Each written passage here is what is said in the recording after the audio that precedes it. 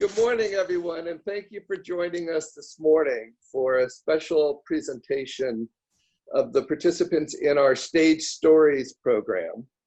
I'm Mark Slavkin, Director of Education at the Wallace Annenberg Center for the Performing Arts in Beverly Hills. And I'm not in Beverly Hills today, but we're joining virtually to share something that we're very proud of. Education is a central part of our mission at the Wallace, and we serve people of all ages and all abilities. And we're especially interested in serving people who might otherwise not have these opportunities. In recent years, we've been privileged to work with the National Guild for Community Arts Education and a group called Lifetime Arts, who really encouraged us to think about programming for older adults and see if there are needs in our community that we can help address. So I'm really proud that my colleague, Deborah Pasquarette, who is Manager of Community Engagement at the Wallace, really sees that opportunity to think about older adults and then design a new program called Stage Stories that we launched last summer and first culminated last October. And in our pre-pandemic vision, the class would conclude with a performance in our Lovelace Studio Theater, a small black box theater at the Wallace. This time in the pandemic world, we've moved to Zoom. The good part of that is many people have been able to participate who aren't in Los Angeles or Beverly Hills. And perhaps some of you watching this morning are from other parts of the country or other parts of the world. So we're grateful that Zoom affords us this opportunity. The last thing I would say is that in designing a class, I think you always think about the content and the curriculum, the skills you hope that the students will gain. And Deborah's done a great job in doing all of that. What we didn't fully anticipate is that the real value is community and connection, particularly during a pandemic when people feel alone and isolated. It's been so fantastic to have this weekly gathering for people to come, to be with their peers, and to have a safe forum to create and share very intimate personal stories in many cases. Some of it's painful, some of it's joyful, some of it is in between. But it has been a great thing, and we're really grateful to Deborah for her leadership in creating this safe space and this forum for people to be together, to grow, to share, and then finally to be able to share it more publicly today with those of you who have joined us. So thank you for joining us. I want to thank all the participants in the class for the courage to do this, which isn't always easy, particularly when people are watching, but I know that they'll do a terrific job. So with that, let me turn it over to our leader for this terrific program, Deborah Pasquarette. Thank you, Mark. Good morning, everyone, and welcome.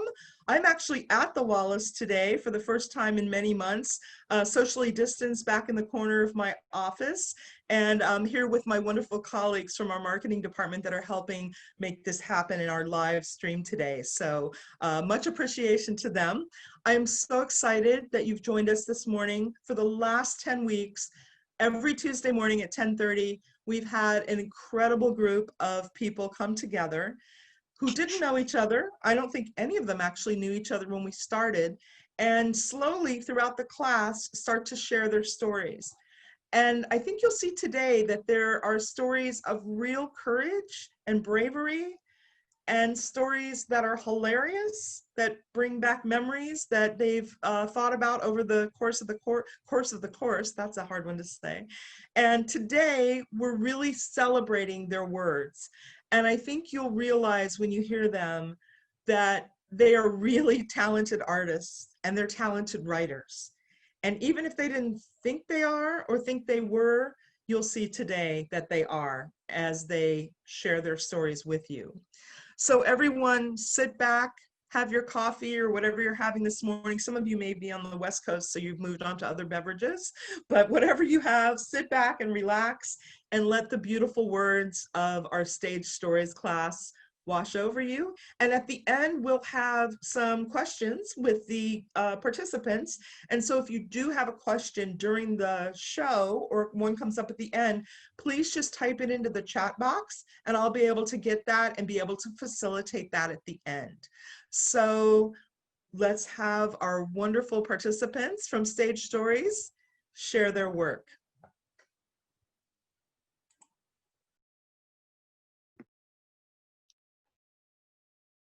Hi, my name is Barbara, and the piece I am reading is titled Home is Where the Heart Is. Having moved around a lot, people often ask me, what is your favorite place you ever lived? I always answer by saying that each place has its pluses and minuses, making it impossible to pick a favorite. I was born in Los Angeles, a Los Angeles of smoke-filled air where trash was burned in backyard incinerators, but where working class families could afford a little piece of paradise close to the blue Pacific, a place filled with the bright colors of jacarandas and bougainvillea, green lawns and turquoise swimming pools. It was also the place where I fell in love, first with one husband and then many years later with a second. I left in my 20s, returned again for another stint in my 30s and 40s, left again in my 50s, and returned again in retirement. Each time, the congestion and traffic have gotten worse. The city has gotten less affordable, and the social and environmental problems have multiplied. Most people choose to retire somewhere where the cost of living is lower, somewhere less congested and slower paced, but not us. We came back to Los Angeles. Why?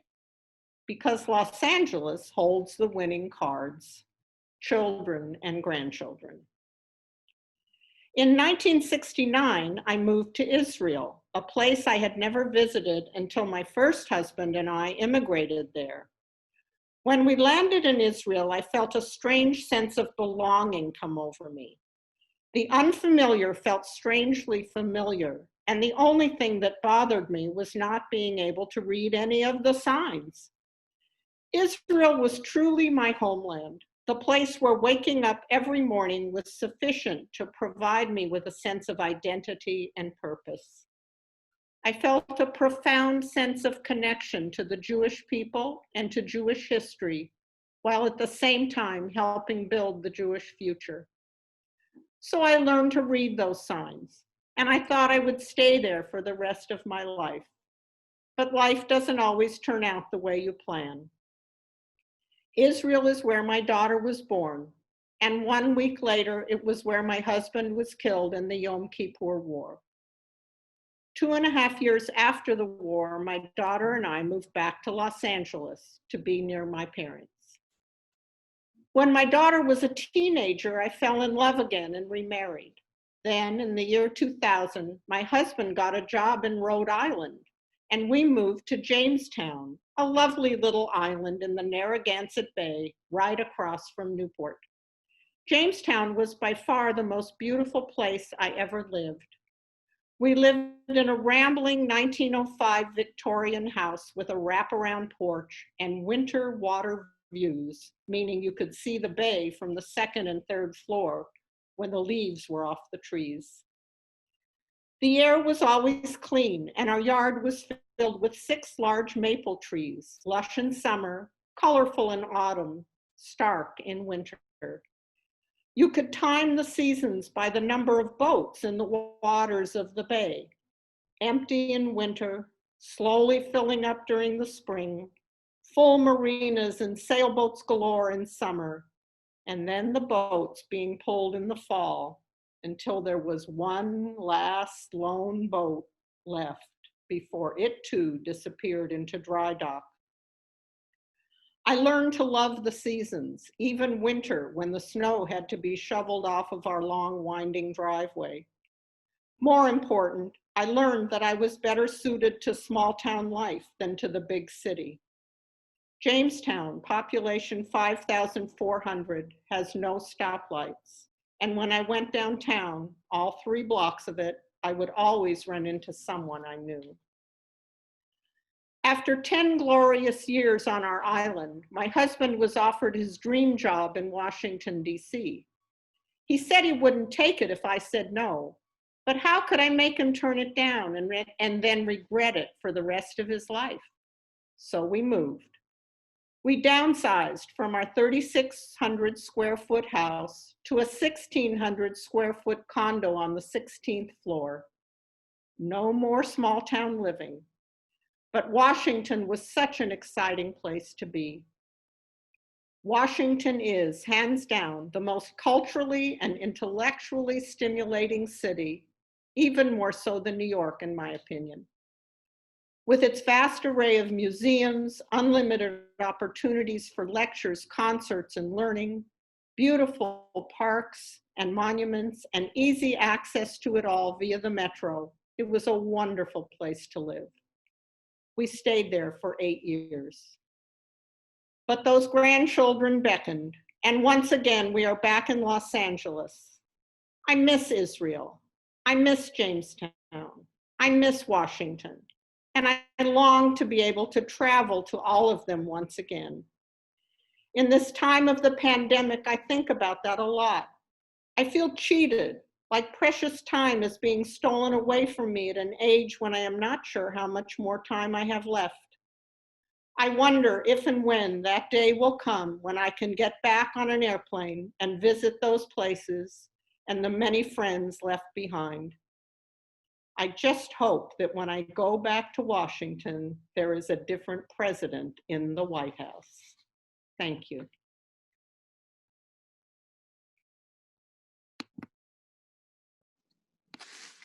Hi, I'm Angela, and my piece is titled, I Am From. I am from books, from Little Brown, Simon Schuster, and Encyclopedia Britannica. I am from the stretched to its limits yellow house with white trim on the corner of Laurel and Daisy with 5 bedrooms, 2 made from a converted garage with a converted patio that was once a yard that connected to an added den next to the railroad tracks. The house was filled with a cacophony of guitar playing, singing, laughing, talking, and yelling. I am from Monopoly, cribbage, cards, football, tennis, and golf. From a strategic winning mindset from Loretta and John. I'm from the big cast iron pot of ranch-style beans, ground beef, onions, and tomatoes, seasoned with chili powder and red pepper, on the stove simmering into a thick, rich chili. Chili with an aroma that enveloped the house and was not complete without white rice and homemade thick, sweet cornbread topped with butter that dripped down the sides.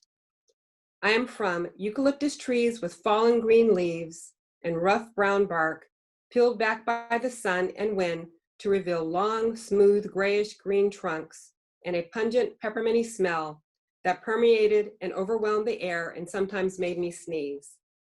I am from did you practice and prepare and study? From did you do your best? And if you did your best, I am very proud of you. I am from Baptist church that began with a preacher whose 2-hour Sunday morning sermon leaned heavily on scripture, but had the congregation secretly wondering which member he was talking about. A mix of love and fire and brimstone that began with a baritone, soothing, almost hypnotic inside voice and built into a crescendo that rivaled any football coach's down by 7 pep talk that was interspersed with the congregation's amen and preach it, and gradually resulted in words that were so quiet that the congregation had to lean forward and really listen to hear. I am from Italy by way of Wisconsin, Alabama, and Africa. I am from Aunt Rosie's ideal memories of Alabama, the warm Friday evenings sitting on the porch of my grandparents' shotgun house with her siblings and friends across the street from their church, eating fish sandwiches and homemade ice cream. From Grandpa, who ran a jitney service that transported Black people who were participating in the bus boycotts initiated by the demand for social justice by Rosa Parks. From an 18-year-old uncle and aunt who were college students who were told to remain quiet and calm, even though their fear was palpable when a bomb threat was received while they were protest organizing with Dr. Martin Luther King and other activists at King's home. from the continued sense of apprehension and dread that my aunt and uncle felt that same day while walking home to Alabama State University when they were accosted by racist taunts, bayonets, and armed tanks manned by the National Guard. From my dad, who was valedictorian of his high school class, played the saxophone in band, but other than those two accomplishments, never talked about growing up in Alabama and never took his family back to visit. Once my dad moved the family to California, I knew of him only returning to Alabama twice, once for each of his parents' funerals. When I asked my mom about it, she said as a teenager, he worked at a meatpacking plant and endured daily racist insults and never wanted his children to experience what he did. I am from my dad's life after Alabama, his career as an Air Force Master Sergeant whose job it was to launch rockets into space. I'm from the time when he was a private at boot camp, out on night maneuvers with his platoon and was supposed to be guarding a building but fell asleep. He woke to find himself alone, afraid, and miles from camp. It took hours to get back, and when he did, his sergeant, who purposely left him, gave him hell that night and for the rest of boot camp. From Dad, who said that hell taught him accountability and responsibility, and through Dad's life and that incident, he also taught me. Thank you.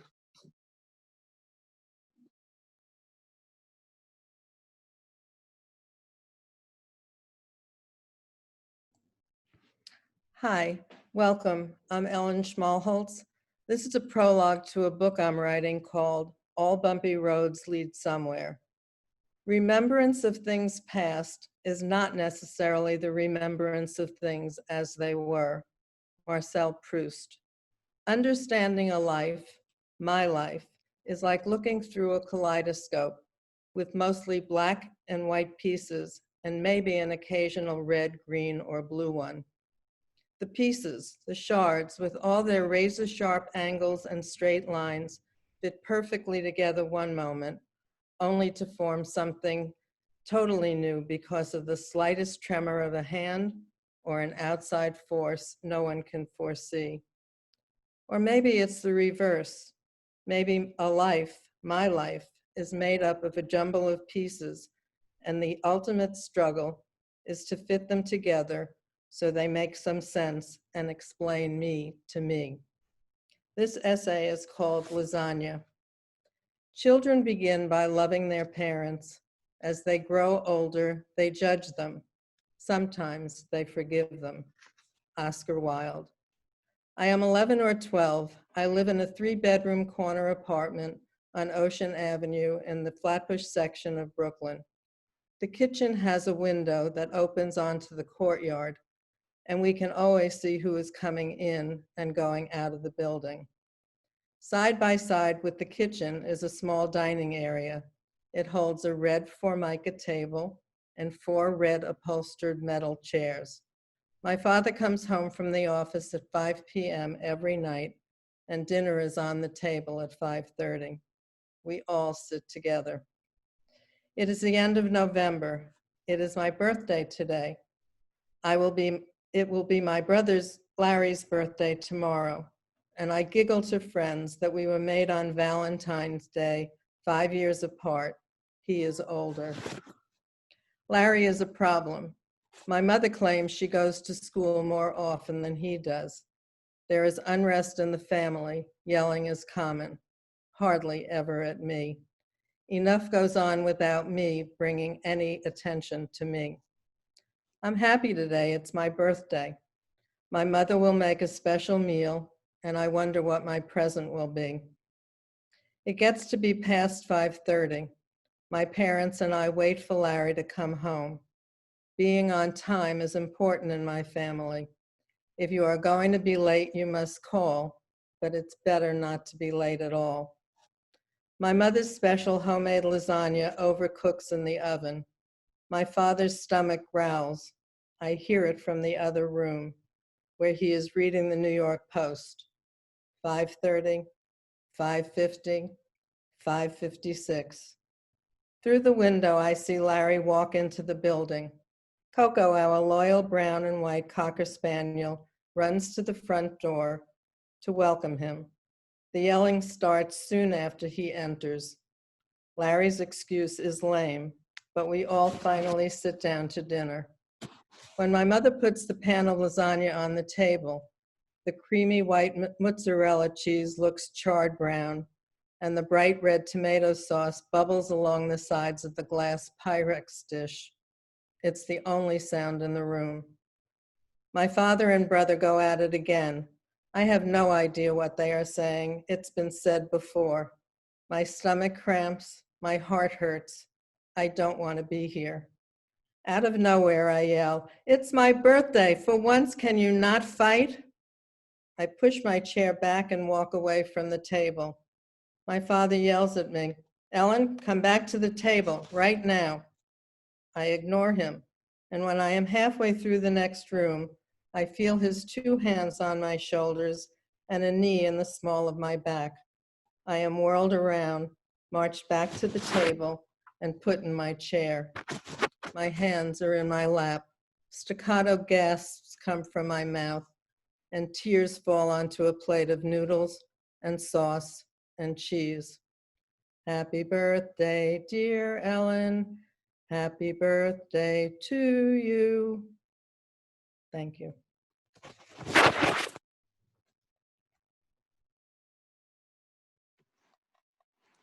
Hi there, I'm Rolanda, and my piece is called Simran, which is Sanskrit for the celestial song of the soul to itself.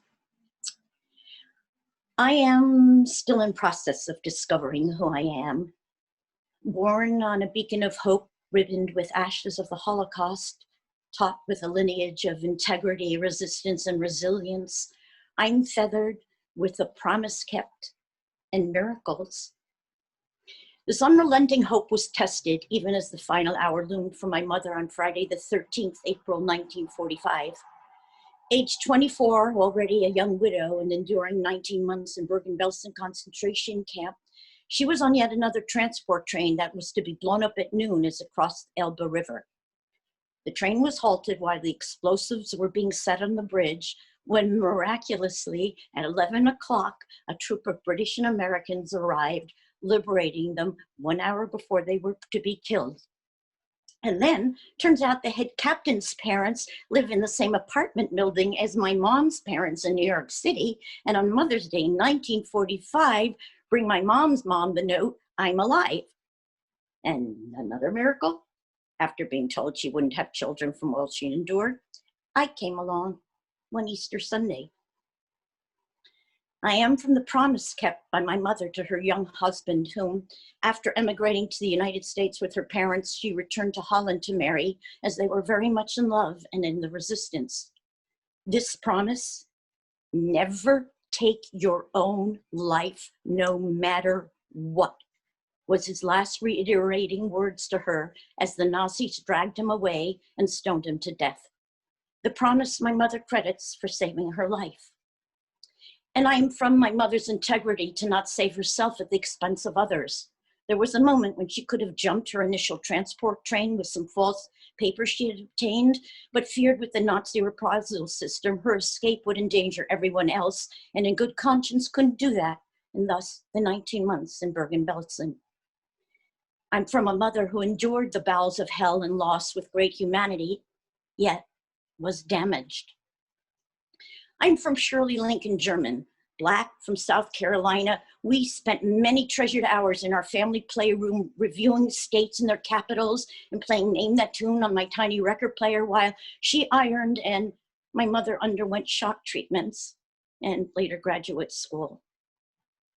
I am from fried bread sandwiches Shirley would make, yum, and the Marsha sandwich my mother would make, gestampte Marsha's. It's a Dutch sugar powdered anise sprinkled on buttered bread, particularly yummy when squished in my Annie Oakley lunchbox I carried to school, feeling awkwardly un-American since it wasn't P&J.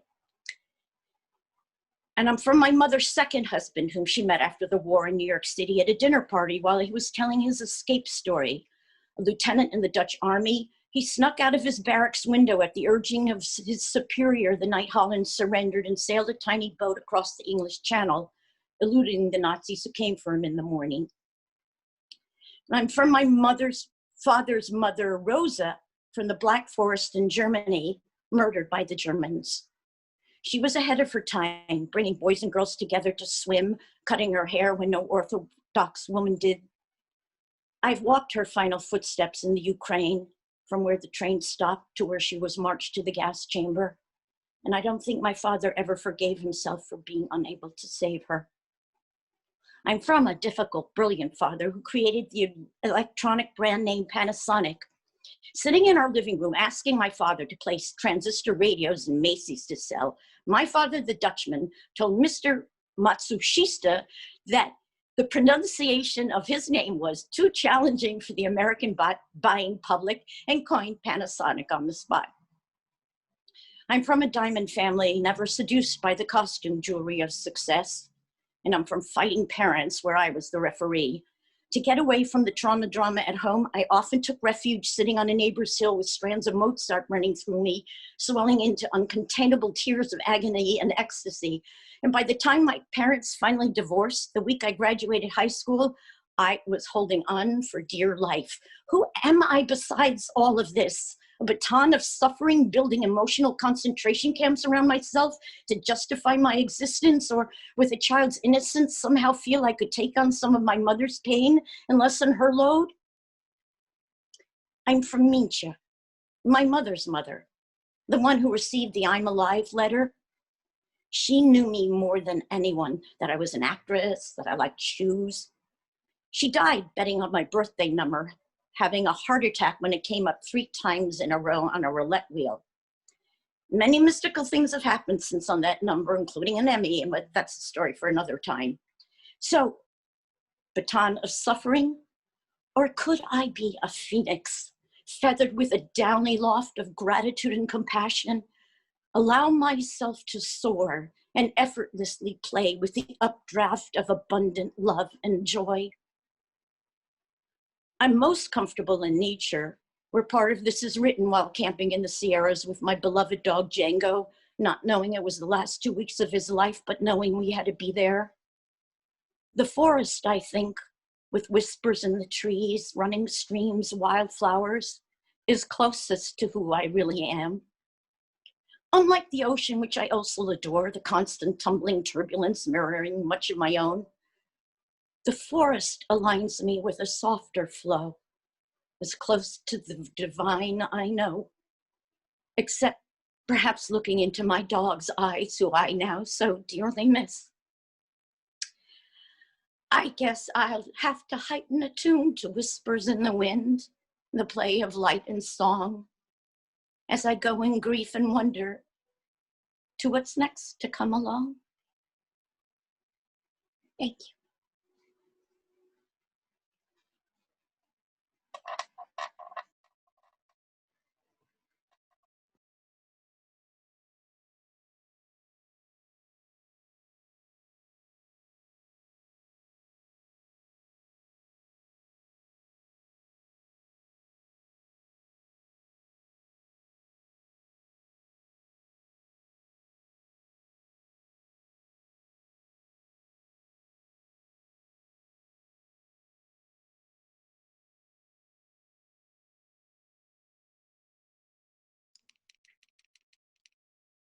I'll start again.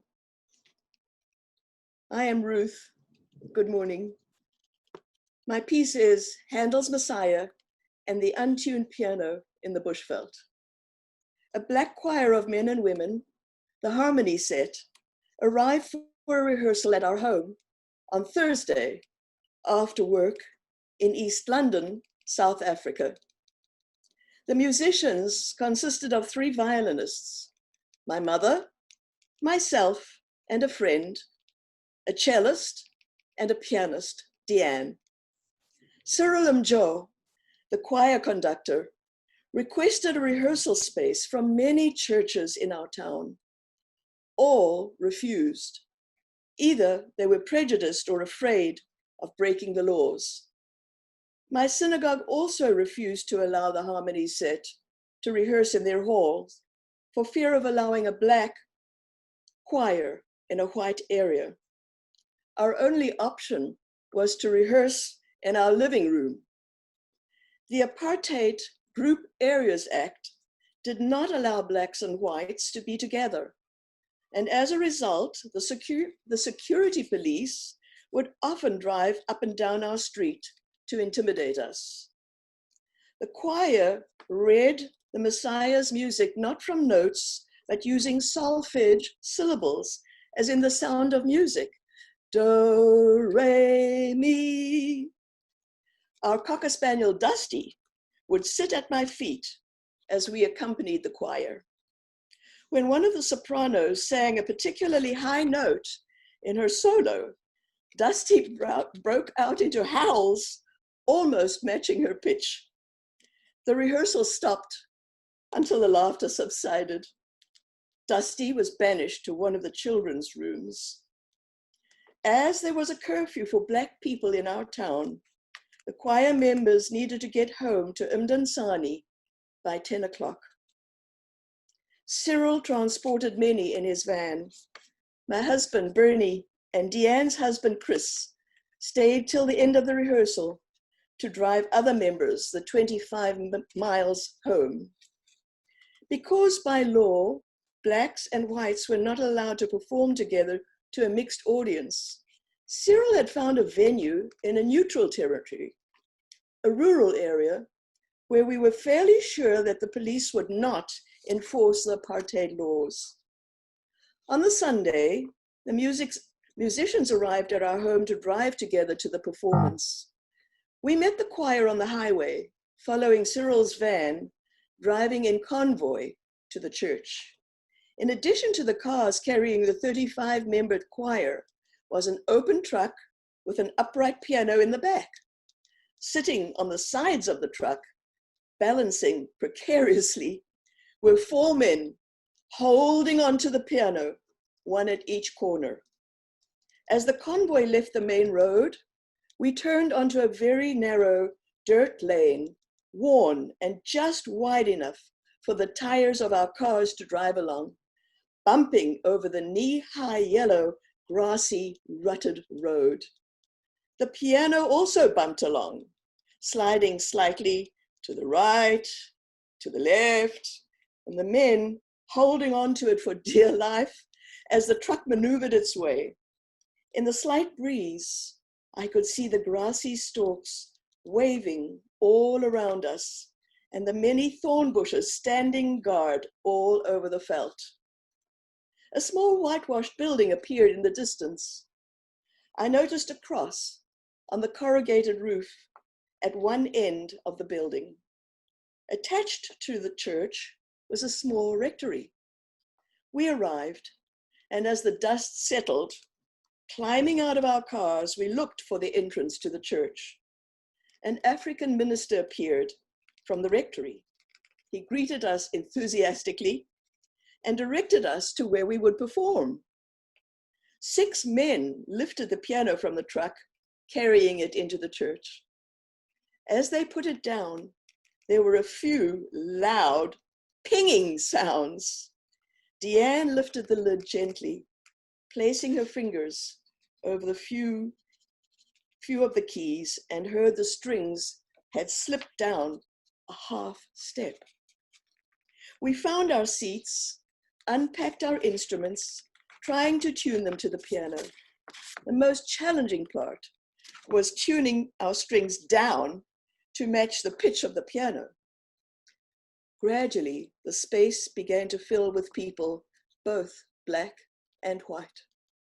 To this day, it's a mystery to me how so many people knew about our performance, coming to listen in the middle of the bushveld. The choir made their entrance. Cyril Mjor walked in, bowed to the audience, and then with a flourish, raised his hands for us to begin. A palpable silence was felt inside the church. We played through part 1. During the brief intermission, darkness fell. There was no electricity. I thought, oh well, at least we were able to perform part 1. We'll probably have to pack up now and go home. However, the minister stood up and said, wait, don't leave. Hurrying out of the church, he returned quickly, carrying 2 large gas lamps. 2 metal hooks were attached to wooden trusses above where we were sitting. With a tall ladder, the lamps were hung, lit, and there was light. The choir sang, we played. The audience was as though at one with us. Not a sound was heard. All sat still, as if in a moment of grace, in a holy space. The audience did not want to leave. This experience became an indelible memory for me. The choir always ended performances with the African national anthem and a call and response freedom song, Chocholoza. Chocholoza, Chocholoza, Nkoles ontaba, Stimela sipum South Africa. When uyabaleka, Nkoles ontaba, Stimela sipum South Africa.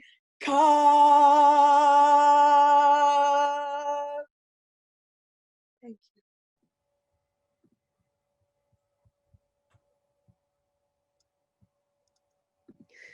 My name is Ellen Snortland, and the piece I'm reading is called What's the Buzz? When I was 5, I discovered my father's gray and blue Naugahyde recliner had a vibrating feature.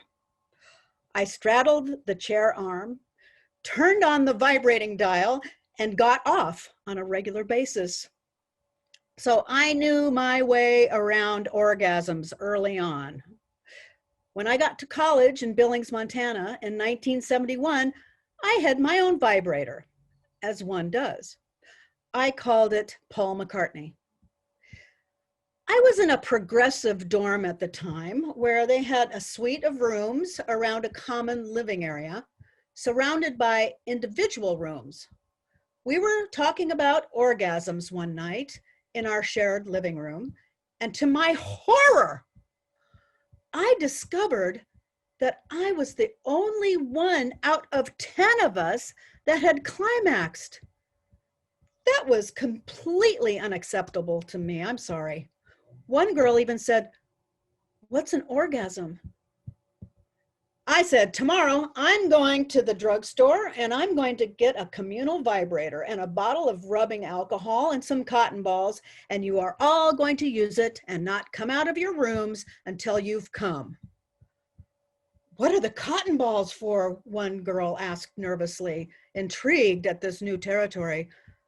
"For cleaning off the hand vibrator after you've done yourself," I said, being the confident leader that I was. "Oh," she said.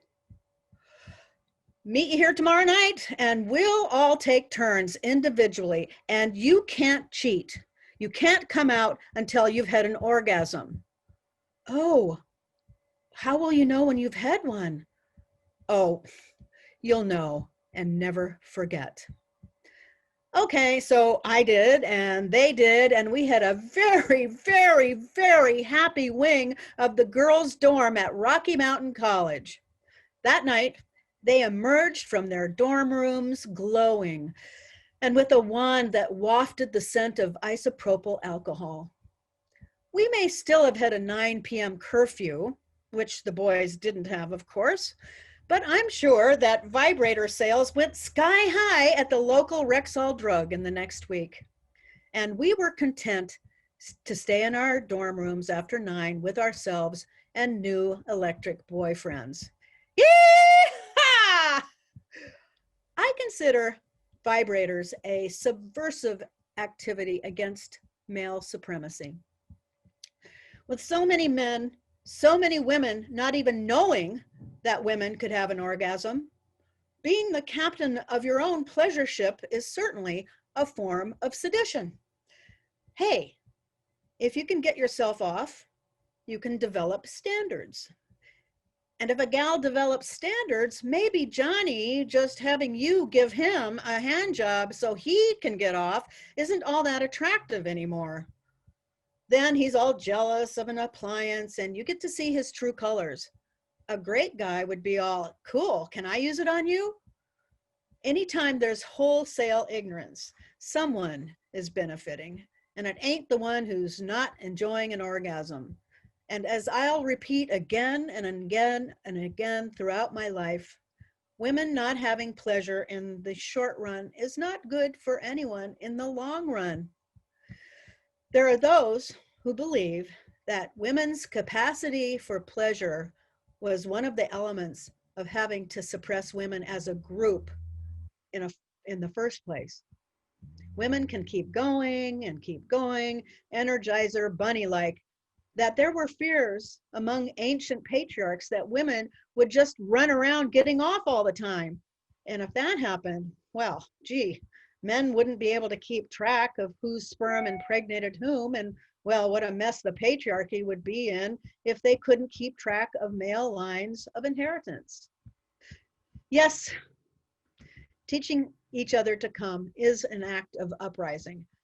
And even though I didn't know it at the time, the book, Our Body, Ourselves, was being written around the time I was passing the old vibrator pleasure torch, if you will, around Rocky Mountain College, creating a solidarity of smiles, fomenting rebellion in my own throbbing way.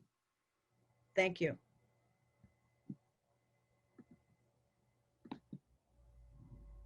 Good morning. My name is Tony Jean, and the title of my piece is Come Watch Me Die. Most families have their own go-to meds and traditions. My family was no different. Our medicines were Pepto-Bismol and ginger ale.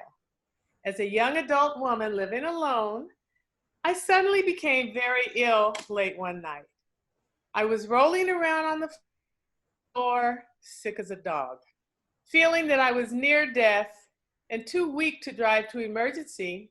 I had just enough strength to dial my parents and tell them to come watch me die. Why would I do that to them? My mom once told me if something happened to my brother Carl, she would grieve the rest of her life. But if something happened to me, she would lose her mind. I'm sure our risky behavior as kids prompted that conversation. Running across La Brea without a light was fun, exhilarating even. Occasionally a car would lose control going south down La Brea from Washington Boulevard and crash into the business located on the southwest corner of 21st and La Brea. As kids, all we knew and cared about was there was a car half inside the building again. If we were really lucky, we actually witnessed the crash. Empathy was not our strong suit. We were kids. Perhaps it was prompted by, while crossing La Brea at 21st Street, instead of crossing La Brea at Washington Boulevard as Mom had ordered, my friend Brenda and I were actually in a car accident. Brenda was actually hit by a car. I jumped back and she jumped forward and the car skidded in her direction. She was injured but made a full recovery. Being the thoughtful daughter that I was, I decided it would be fair for Mom to find my body. She needed to watch me die. At 3 a.m., my mom and dad came to my apartment. My dad handed me a bottle of Pepto-Bismol and ordered me to take a couple of swigs. My mom gave me a nice ice-filled glass of ginger ale, and then they waited. About 15 minutes after taking the random meds, I started belching like a braying donkey. From the look on my dad's face, I'm sure he thought like a braying jackass. I subsequently spent about 20 to 30 minutes in the bathroom.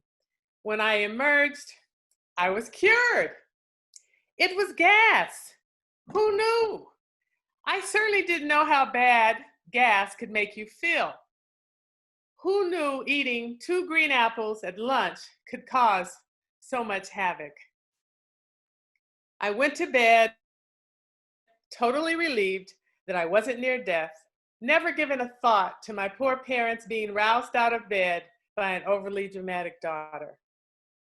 I assumed Mom was fragile and really would lose her mind if something happened to me. How wrong I was. My brother actually died 8 years ago, and Mom was the definition of stoic. She didn't cry, she didn't talk about my brother, and she didn't comfort me as I completely fell apart. Still falling apart. Mom would say, death is a part of life, and shrug. Perhaps at age 88, she had no tears left for anyone's misfortunes, including hers. Perhaps successfully living a full life after being blinded in her right eye by a firecracker at age 5 left no room for reaction to any of life's horrible surprises.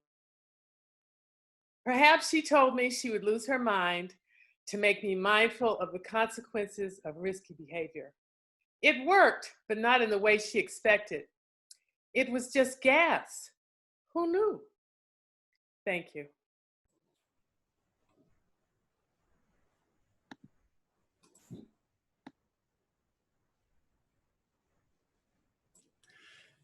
Hello, my name is Jean, and my piece is called The Right Day. The last time I heard my father speak was Christmas night, 1997. My Christmas present to him was a cell phone, his first. After our Christmas celebrations were over and he'd gone home, he called me on the cell phone to thank me. He seemed excited about it, and I was thrilled by that.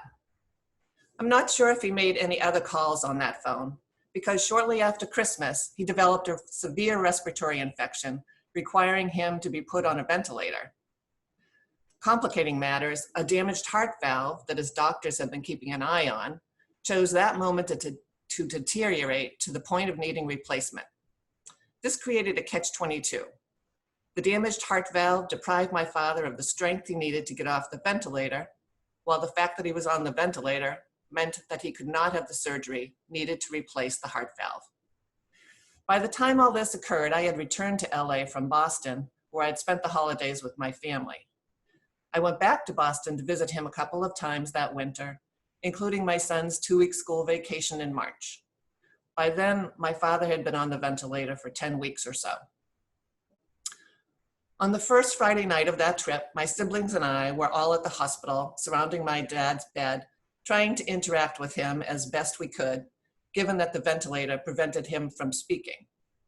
One by one that evening, each of us left for home until only my sister Chrissy was left.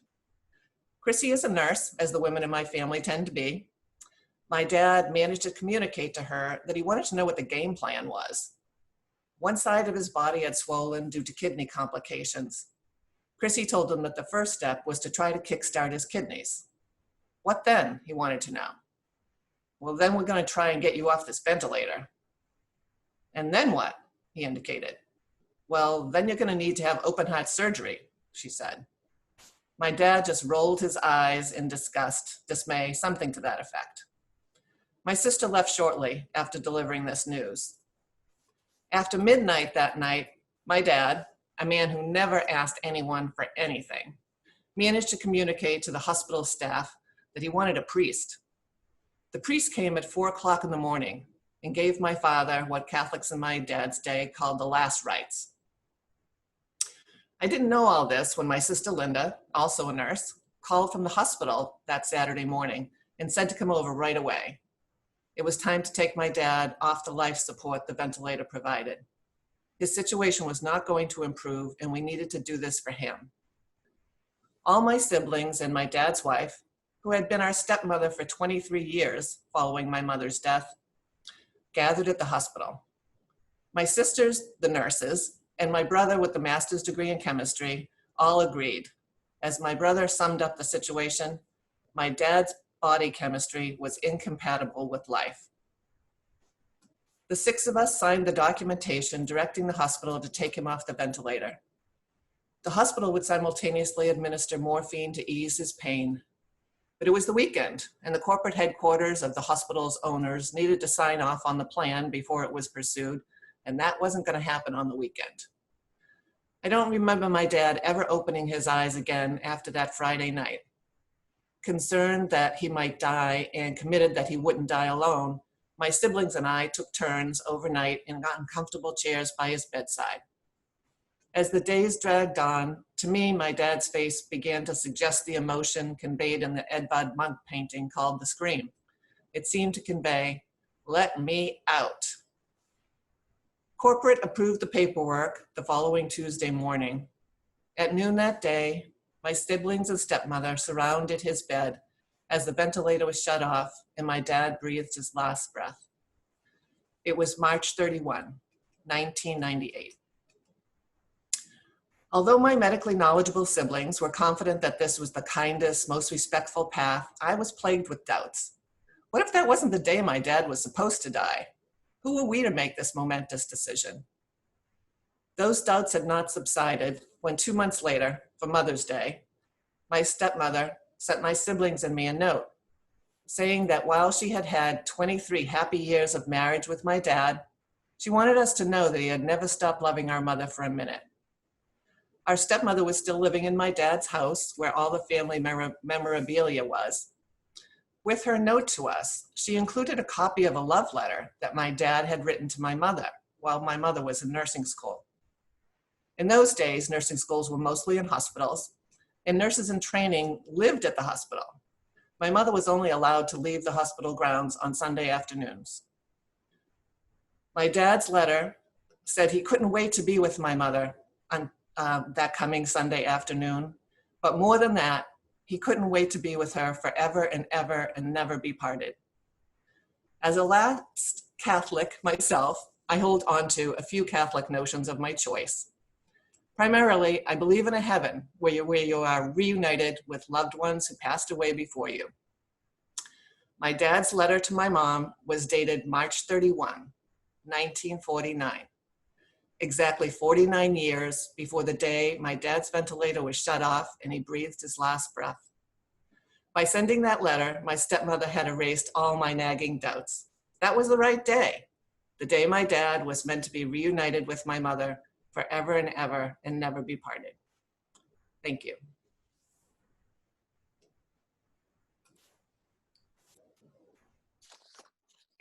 Hi, I'm Catherine, and this is Good Girl. Get out of this house, young lady, Dad shouted, pointing to an area in the backyard, and don't come back until I come and get you. Terrified at his anger, I turned and walked out. My head hung down. My heart was heavy with grief and fear. I was 9 years old. I was in trouble. Again, I was always in trouble. I went to the spot in the backyard my dad had pointed to.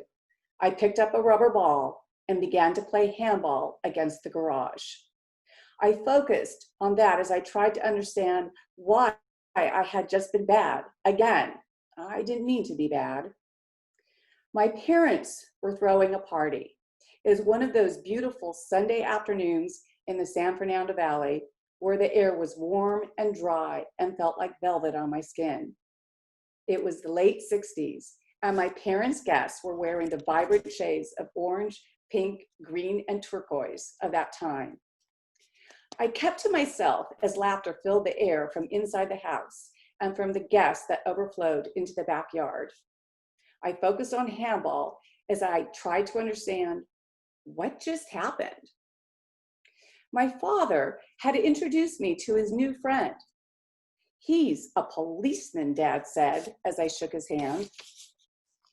My babysitter's doing drugs. The words came out fast, like spitballs. There had been no thinking involved, just a gut reaction word vomit.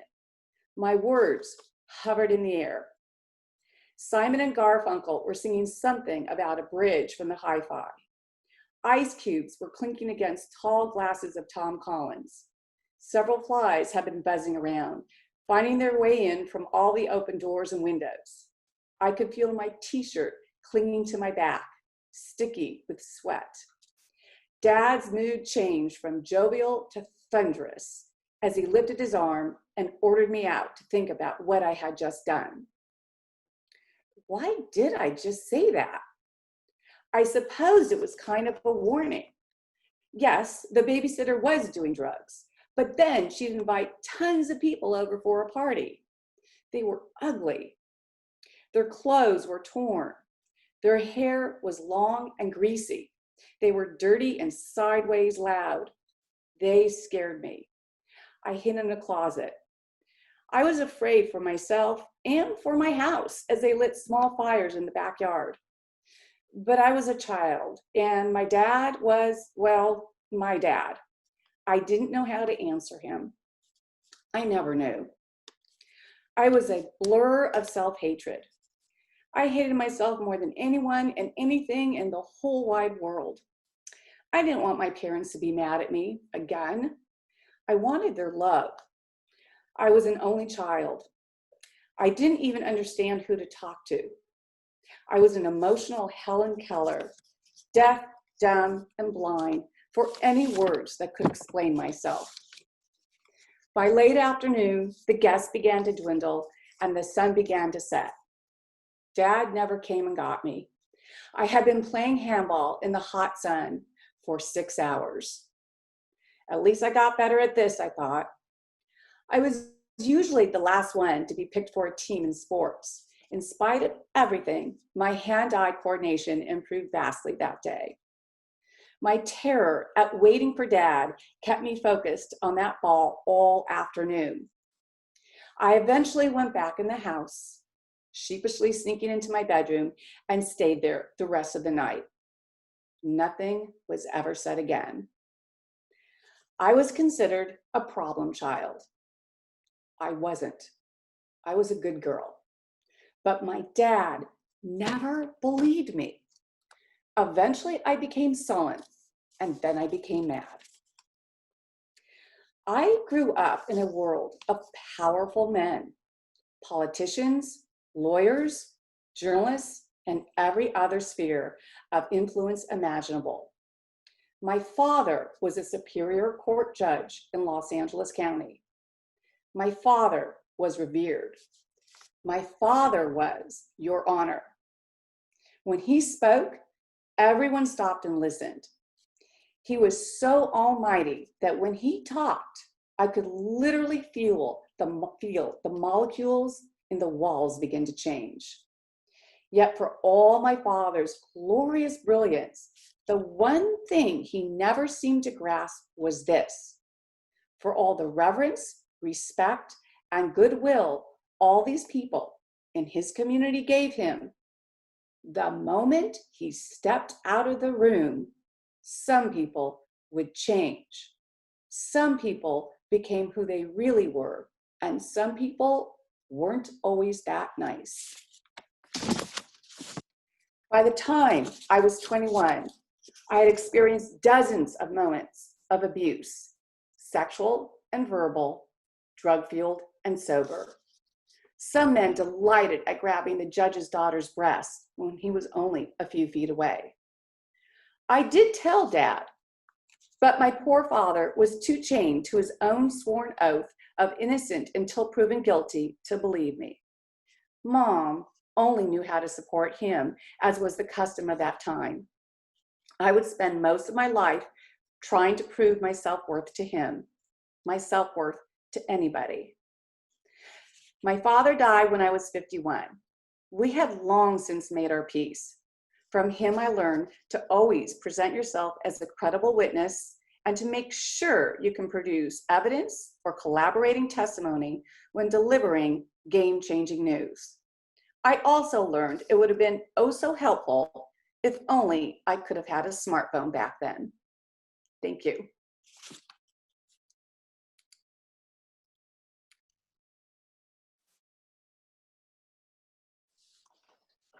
Hi, I'm Marsha Seligson, and my piece is called Chasing Mother Theresa. I first flew from New York to Calcutta, but Mother Theresa had left the day before to handle an emergency in Bangladesh. I jumped on a plane, but she was just leaving for Kathmandu, Nepal, to deal with another crisis. Then, without much sleep, I flew to Nepal over Mount Everest, where I felt like leaping from the tiny, bouncing Indian Airlines plane onto the world's deadliest mountain and putting an end to this fruitless project. By the time I got to Kathmandu, she had once again just left.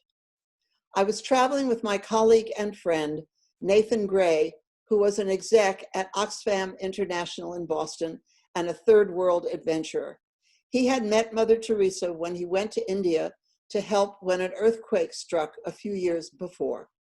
He had called me one day with a bizarre idea. Would Playboy magazine, where I had written several long, intense interviews with famous folks, be interested in an interview with Mother Teresa? And if so, would they pay for the trip for both of us? Of course, I called Playboy immediately, heart racing, and my editor agreed to send us.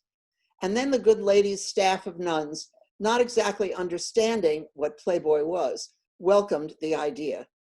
In those years, pre-computer ease, making a plane reservation in India meant we had to sit in the airline's office for many hours, surrounded by the endless line of travelers, while the clerks had to phone and talk to human beings who had to phone other human beings to make a simple reservation.